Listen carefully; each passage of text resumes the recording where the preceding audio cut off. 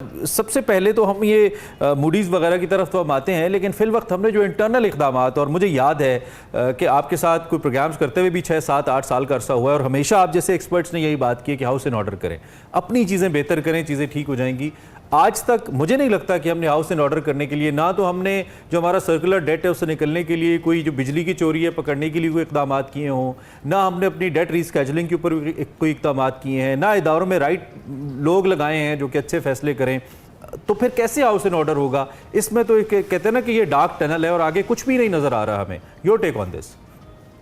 देखिए इमरान साहब, पहली बात ये कि ये इस दफा जो आप टीम की बात कर रहे हैं, इस मरतबा एक खास बात ये है कि जो हेड ऑफ जो टीम है होंगे यानी फाइनेंस मिनिस्टर, वो क्योंकि पार्टी कारकुन नहीं है या कोई पॉलिटिकल शख्सियत नहीं है, तो इस वक्त इनको चाहिए था कि इस टाइम टीम और जरूरी हो जाती है कि इस हुकूमत में अगर आपका फाइनेंस मिनिस्टर जो है वो कोई पॉलिटिकल शख्सियत नहीं है, तो क्योंकि पॉलिटिकल शख्सियत का एक मैं इसको पॉजिटिव एस्पेक्ट कहता हूँ कि वो आवाम के आगे जवाबदेह होता है जी।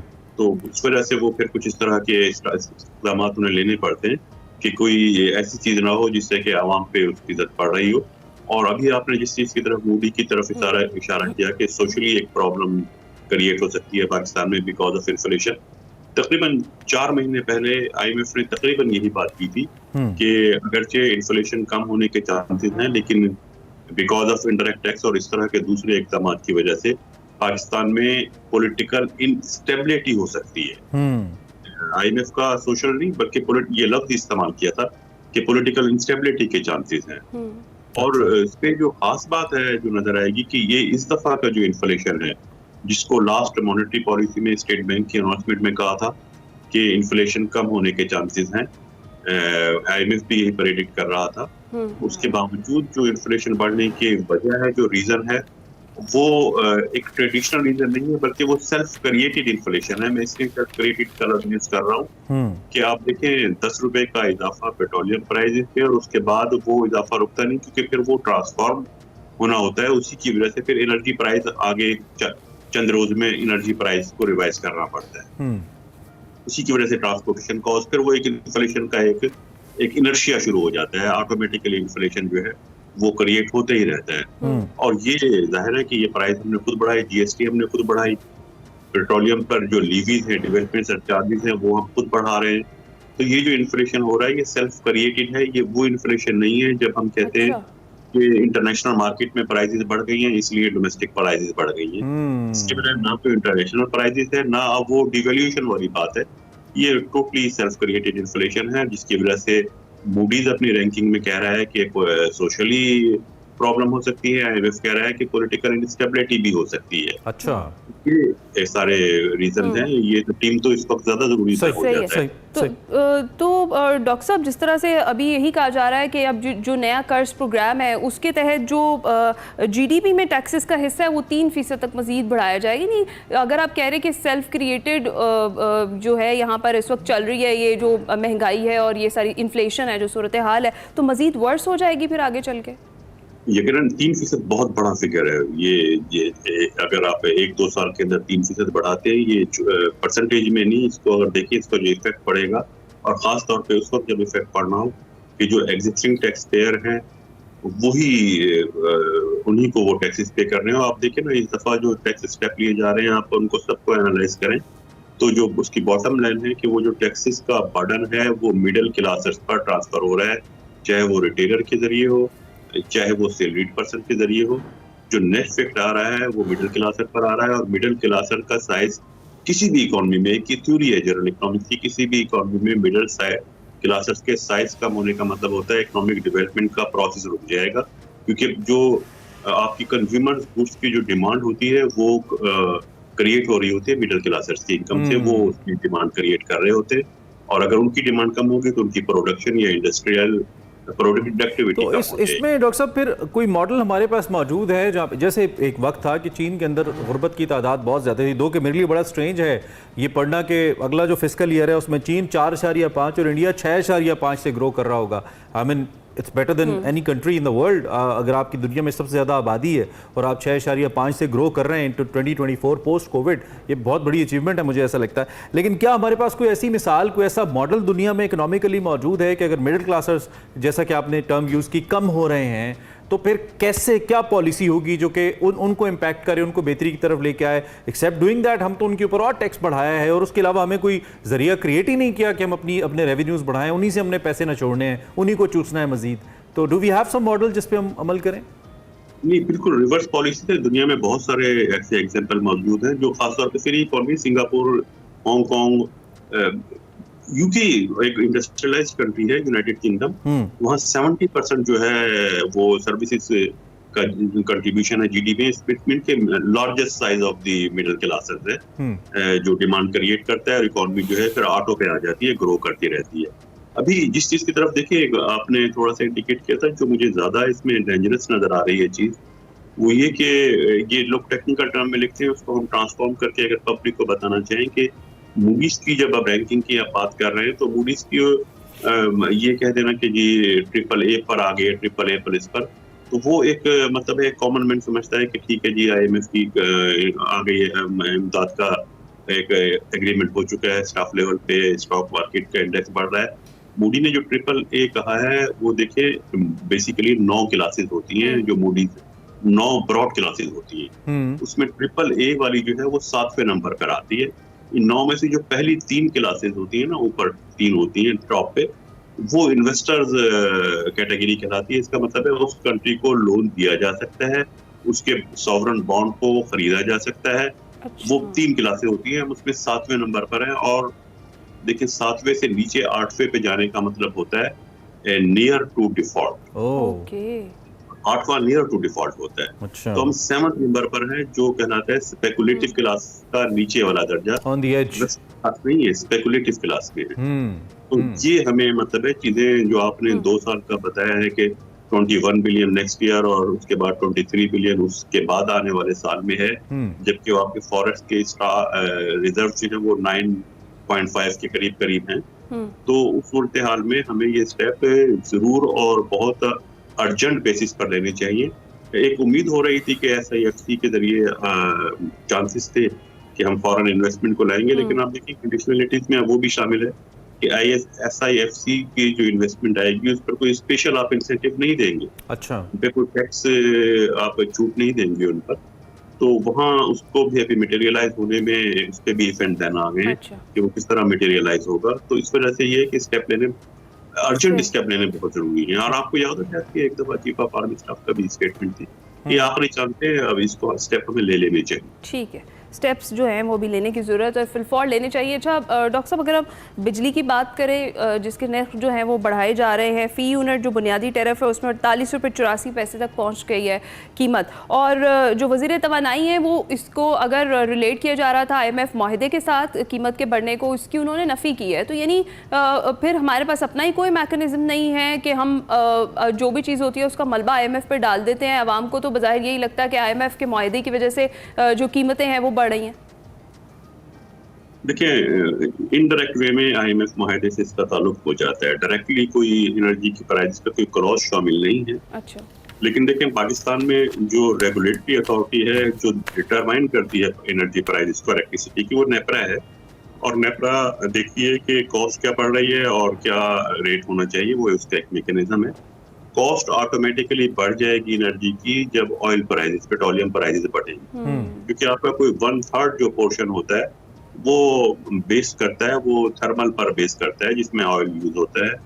तो उसमें अगर ऑयल प्राइस बढ़ती है तो एनर्जी की प्राइस को फिर नेपरा को खुद रेगुलेट कर, क्योंकि वो रेगुलेटिंग अथॉरिटी है, फिर एनर्जी की प्राइसेस को बढ़ाना होता है। तो IMF अगर इलेक्ट्रिसिटी की प्राइसेस का जिक्र नहीं करता और सिर्फ वो जिक्र मेंशन करता है ऑयल प्राइसेस पर, और ऑयल प्राइसेस तो अभी 2 किस्तों में बढ़ाई गई हैं लीवीज, अभी 5 किस्तों में और बढ़ानी है ना। उसमें कहा गया था कि उसको 70, 50 और 70 के दरमियान नेगोशिएट हुआ था, तो वो तो और बढ़नी है। और जैसे ऑयल प्राइस बढ़ेगी तो इम्पैक्ट ऑटोमेटिकली ट्रांसपोर्ट कॉस्ट पे और एनर्जी प्राइसेस पर आता है। एनर्जी प्राइसेस का इसलिए पता लग जाता है पब्लिकली, ट्रांसपोर्ट पे भी शोर मचता है, लेकिन एनर्जी का इसलिए एनर्जी की प्राइस पर नेपरा डिटरमाइन करके बता देता है कि एनर्जी की प्राइस बढ़ा दें। और वो हर कुछ अर्से के बाद डिस्कोज हैं वो एक फार्मूला ले जाते हैं और उसके बाद वो डिटरमिन हो जाती है। बेसिकली हुकूमत और जो प्राइवेट पावर प्लांट्स हैं वो इसमें मेन उनके किरदार अदा कर्म पे करें। छोड़ दिया गया ना, ऐसा सिस्टम बना है। अच्छा, आपने SIFC का जिक्र किया, तो क्या आपके ख्याल में हम जो मुकर्रा अहदाफ थे, आपने आर्मी चीफ की स्टेटमेंट का भी जिक्र किया, क्या वो अब तक SIFC से नहीं ले पा रहे? अभी रिसेंटली परसों एक खबर आई थी, गालिबन किसी UAE की कंपनी के साथ एक मुआहिदा साइन हुआ, लेकिन वो भी एक रियल एस्टेट कंपनी है। आई मीन अगर यहाँ पे बाहर की कोई कंपनी इन्वेस्ट करना भी चाहती है तो in terms of real estate करना चाहती है, जो समहाउ उस तरह से डॉक्यूमेंटेड शुबा भी हमारे यहाँ नहीं है और उसका उतना ज़्यादा फ़ायदा नहीं हो सकता। दो के चलें कुछ जॉब क्रिएशंस की हद तक ज़रूर हेल्प होती है।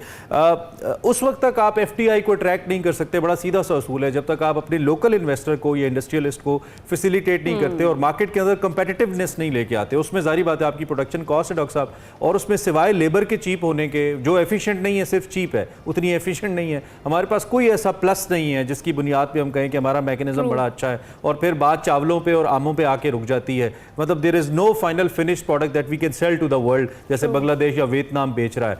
तो क्या हुकूमत के जहन में यह फार्मूला नहीं है जो हम और आप बैठकर सुबह शाम डिस्कस करते हैं? अगर है तो क्या इंप्लीमेंट करवाने वाले लोग नहीं है? What's the reason behind?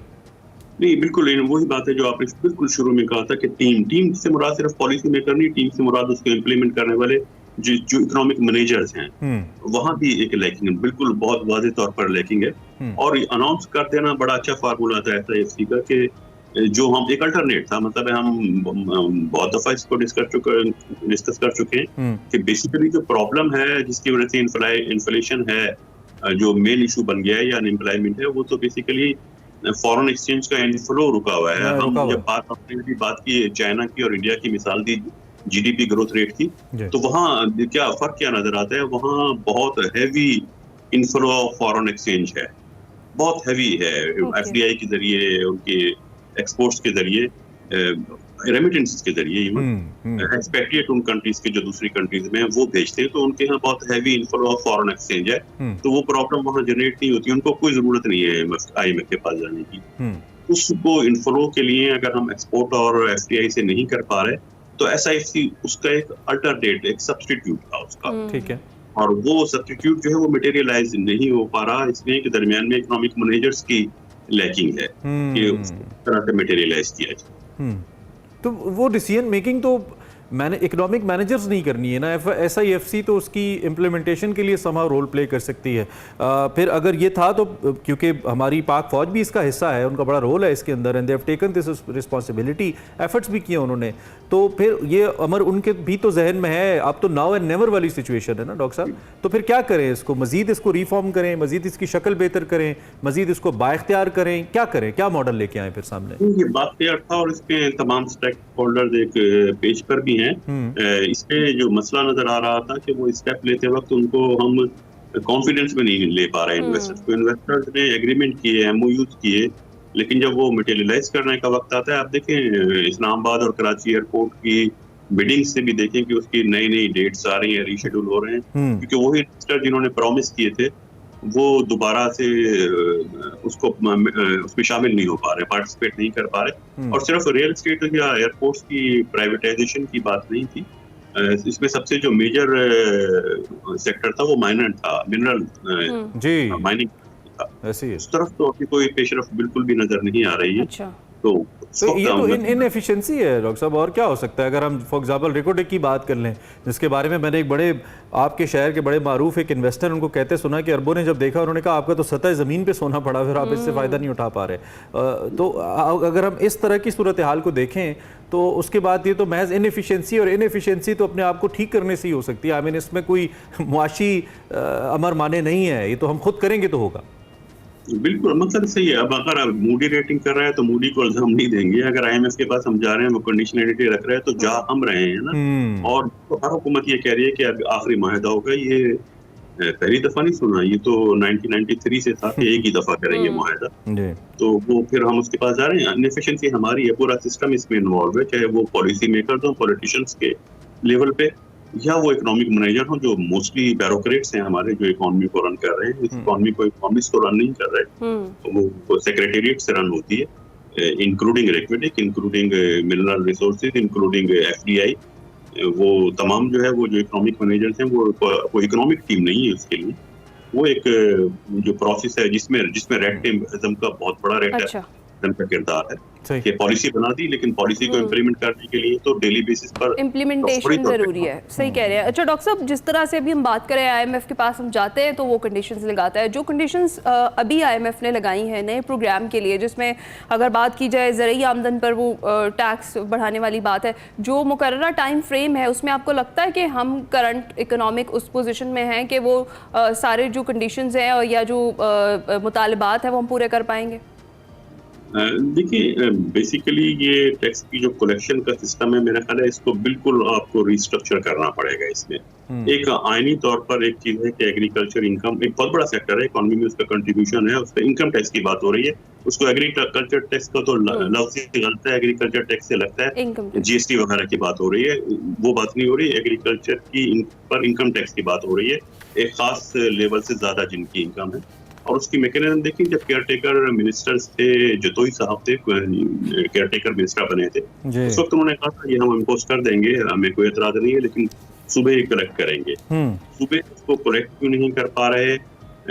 इसमें मैं नहीं समझता अगर कोई हर्ज है कि अगर आपके यहाँ सेंट्रल बोर्ड ऑफ रेवेन्यू खत्म हो गया है, CBR नहीं, आपके यहाँ FBR है, फेडरल बोर्ड ऑफ रेवेन्यू। अगर वो आप फेडरल बोर्ड को के हवाले कर दें कि कलेक्शन जिस तरह वो दूसरे टैक्सेस की कर रहा है, FBR वो टैक्स कलेक्ट करे और कलेक्ट करने के बाद वो एज इट अपने जो एक चार्जेस होते हैं सर्विस के, वो उसके बाद वो पूरा का पूरा प्रोविंसेस को ट्रांसफर कर दे। आईनी तौर पे प्रोविंस को अगर देना है, प्रोविंसेस को ट्रांसफर कर दे कलेक्ट करके। सिर्फ कलेक्शन की बात है ना, कलेक्शन मैकेनिज्म नहीं है। लेकिन ये स्टैम्प कर देगा ना फिर सूबों की इनएफिशिएंसी को और इनकॉम्पिटेंस को, जो सभी सूबों के चीफ मिनिस्टर्स आके बात करते हैं, जब अपना NFC के अंदर हिस्सा लेना होता है तो हर सूबा आके वो तो जलसे कर देते हैं कि जी हमारा हिस्सा हमें दो, चाहे KP हो, चाहे बलूचिस्तान हो, सिंध हो, पंजाब हो। लेकिन जब टैक्स कलेक्शन की बात है तो आप समेत हर एक्सपर्ट ये कहता है कि टैक्स कलेक्शन भी तो करके दिखाएं, आपका काम है, जो सूबे कुछ भी नहीं कर रहे और वो सारा मलबा फिर फेडरल के ऊपर गिरता है। ये बस हमारी स्ट्रक्चर ऐसी कुछ इतने बड़े सुकम है कि इनको दूर करते करते हमें लगता है कम से कम डॉक्टर साहब मेरी और आपकी उम्र तो गुजर ही जानी है। तो खैर, थैंक यू वेरी मच, आप हमारे साथ मौजूद रहे, आपने इस अहम मसले पे बात की। हम मुसलसल इस पे बात करते हैं। सबसे पहले तो जिस चीज़ को एड्रेस किया जाना चाहिए वो इनएफिशिएंसी है और right people for the right job है। इसके अलावा और क्या आसान फार्मूला हो सकता है कि फाइंड द एक्सपर्ट्स, उनको राइट जगह पे प्लेस करें, लेट देम वर्क, वो आपको डिलीवर करके दें। दुनिया भर में यही होता है और हमारे यहाँ जब तक ये इंटरफेरेंस है, चाहे वो किसी भी इदारे की है, ब्यूरोक्रेसी की इनएफिशिएंसी है, तो फिर रिजल्ट्स यही आएंगे। I mean by doing the same thing आप एक्स्ट्रा रिजल्ट तो नहीं ले सकते। ऐसा ही, और पॉलिटिकल इंस्टेबिलिटी भी बड़ी वजह, जब तक वो रहेगी तब तक इकोनॉमिक स्टेबिलिटी नहीं आ सकती। एक्सप्रेसो